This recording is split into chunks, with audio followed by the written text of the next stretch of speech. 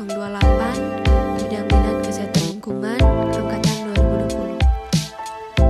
MK Entomologi dan Mikrobiologi Kesehatan Lingkungan. Dosen pengampu Dr. Okspriani Jufri Sumampo, SPI MKes. Lalat adalah insekta yang mengalami metamorfosa sempurna, yaitu dengan stadium telur, larva atau maggot, pupa dan dewasa. Siklus hidup lalat sangat bervariasi. Hal ini bergantung di mana tempat berkembang biaknya. Siklus hidup lalat juga dipengaruhi oleh keadaan lingkungan, seperti kelembaban, ada atau tidak adanya makanan. Terdapat batas-batas jelas yang memisahkan bagian yang satu dari bagian yang lain. Lalat dikatakan termasuk ke dalam kelas Hexapoda dengan ciri memiliki 6 buah kaki, Hexa 6 dan poda kaki.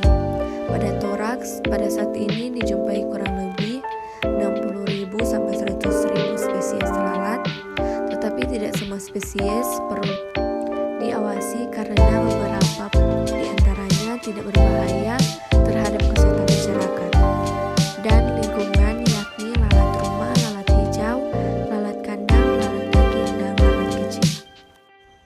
Kita masuk dalam agenda vektor. Untuk agenda sendiri, yang pertama Vibrio cholera, yang kedua Salmonella typhi, yang ketiga Shigella.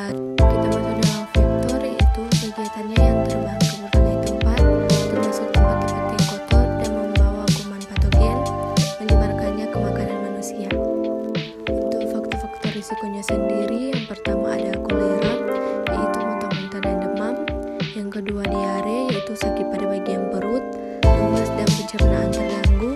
Yang ketiga tifoid, yaitu gangguan pada usus, sakit pada perut, sakit kepala, berak darah dan demam tinggi.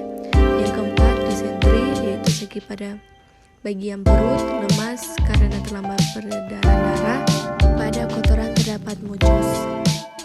Untuk rantai penularannya sendiri, yaitu penyebab dari penyakit tipes atau demam tifoid ini adalah bakteri Salmonella typhi. Biasanya bakteri ini disebarkan melalui yang pertama feses dan urin penderita yang mengkontaminasi air atau makanan. Yang kedua, bakteri Salmonella typhi juga dapat menyebarkan melalui kontak langsung dengan orang yang telah terinfeksi atau penyajian makanan oleh orang yang sedang mengalami demam tifoid. Untuk upaya pencegahan dan pengendaliannya sendiri, yang pertama mengurangi atau menghilangkan tempat perindukan lalat. Cara yang digunakan untuk mengurangi sumber yang menarik lalat dapat dicegah dengan cara menjaga kebersihan lingkungan,